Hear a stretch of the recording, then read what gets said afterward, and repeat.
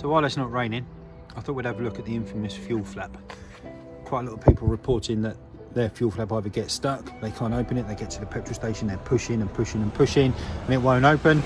That happened to the missus once upon a time, or on the other case, they can't close it. Also, one of the problems that you get is once it is closed, you lock the car, but you can still come up to it and just open it. So by all accounts, it's the solenoid, obviously, that runs the switch in there and locks it off. So I'm going to have a look, see if we can identify that, maybe lubricate it without needing to buy a new part. But yeah, hopefully we can just take it apart and have a good look and see what's going on. So I'm going to start by removing the obvious. The one single Phillips screwdriver, the one single posi screw there. Remove the fuel cap, and then we should be able to pull this liner out.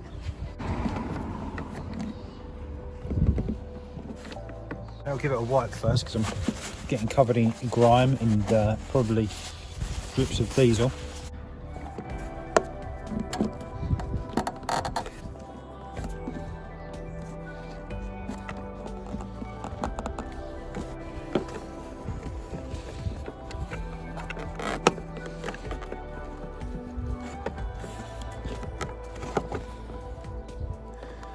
Okay, great, there we go.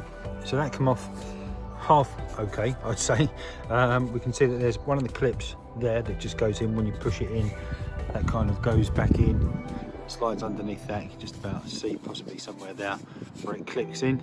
And then there's meant to be another one at the bottom there. This one is meant to be there. It's not. Whether or not I've just broken it, I'm not sure. But like I say, that's why I do these videos, so that you can learn how not to do them when I break things. So with that removed, what I think I'm going to do, just see if I can get this solenoid out. Oh, that was simple. It looks like it's just slid on there. You can just about see there's kind of a channel there, but it just goes in there. So on the back side, if I move the camera around, the emergency release cord there. So obviously if that was broken, you'd be able to tape the new one on, put it through, and just then the plug here. So what I'm going to try and do, in actual fact it's not a plug, it's where the two cables go in. So I'm just going to see if I can have a look a bit further in, see if I can see where the plug is, and see if I can disconnect it so that we can have a look inside that unit. Okay, so it feels like, you can see obviously there's just a sealing gasket there, which is just I don't know, on my fingertips there, so it's not particularly deep inside there. But the plug I can't feel, so I'm guessing it's quite deep in there. Probably we should persevere in the boot and take the carpet out or something like that to get to that. But I may not, if we were changing it, then probably yeah, we'd need to do that. We can unplug it. But for today, all we're going to do is just look at it, diagnose it, and see if we can kind of make this. There we go. That's what happens when the lid is closed. Make it work so that when you push the central locking button, it secures. I'm going to see if I can just get this off. You can just see it's kind of a couple of pop catches there, just all the way around. So just with a little terminal screwdriver, I'm just going to try and release them.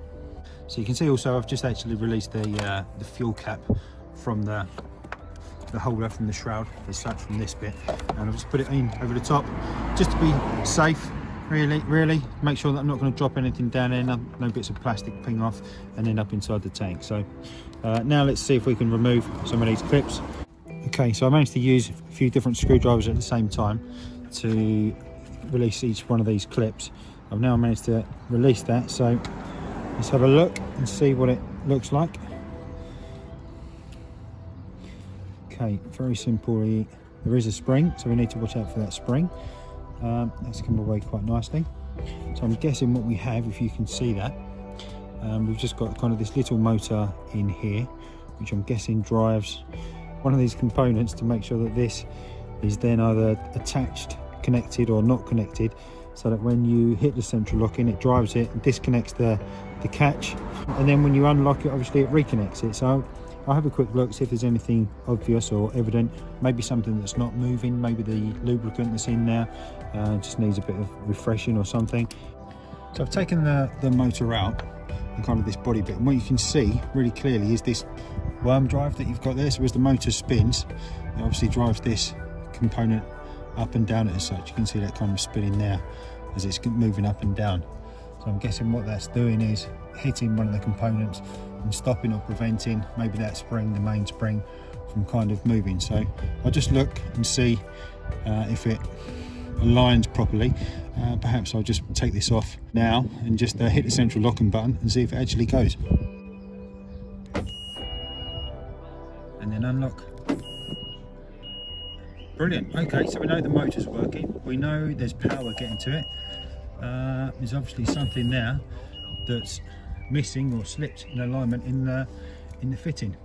Okay, so what we can see with this element back in here, obviously driving up and down on the shaft of the motor, what's going to happen is this end is going to come back in, hit here, which is the other side of where our kind of lock point is.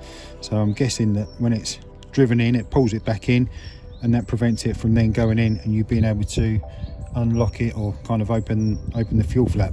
So I think what I'm going to do is, with it in this position, I'm just going to hit the lock button again. Okay, so it's jammed, it's not going anywhere. And unlock, and back down again. Okay, looks like it's really hitting on something. So I'll have a look, see if I can find what that's hitting on. In actual fact, it actually feels like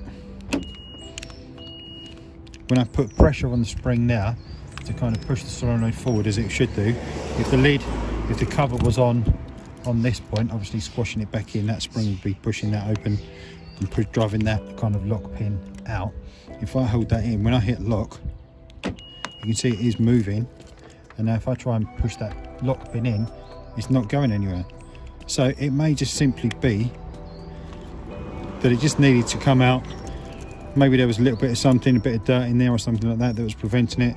I'll just unlock it again. There we go. And it's now freed up and clear to go. So with it all now clipped together, we can see at the minute it's in its unlocked state. So it's as though you were being able to come to the fuel cap, click it in, and it would release and open. If I hit the lock button, I felt it move in my hand, I could feel it. And if I now push the lock pin, it doesn't want to go anywhere. So that's really good. If I unlock again, there we go, and away it's moving nicely. Right, so with all that back together, went back together nice and easily, I must admit. We'll just see if it works. Okay, it's not actually clicking closed. Okay, when I first took it apart, what I hadn't seen was this little spring here, this little silver bit here, actually came out. Fortunately, I found it. It's the bit that makes it click in. So when this end goes in and it kind of clicks like you do a pen or something, like it goes click click, that's what keeps that in position.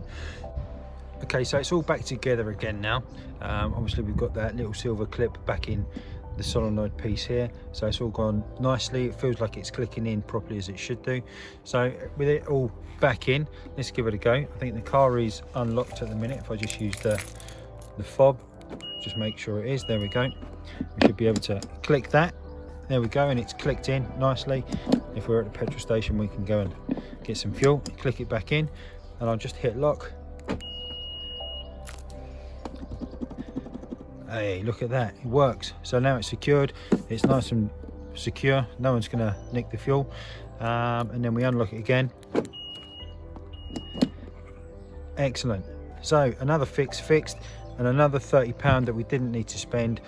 It was just a case of freeing it up, re-lubricating it back inside the unit, clearing some of that old lubricant out. I'm guessing just with age it gets old and needs clearing out and renewing. Okay, so that was another really simple, easy fix. All we needed was just a few small flat screwdrivers just for undoing them clips on the solenoid, a Phillips screwdriver or a posi driver just for taking that one screw out just in the side of the clip there, can of WD-40 just to lubricate things back up again, and some rags just to clean it down.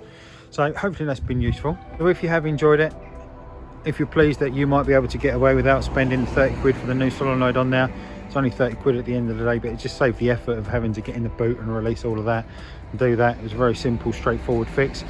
But if you have enjoyed it, hit subscribe. Coming up here now, had quite a lot of subscribers lately, which is really good. It means I'm going to keep making more videos.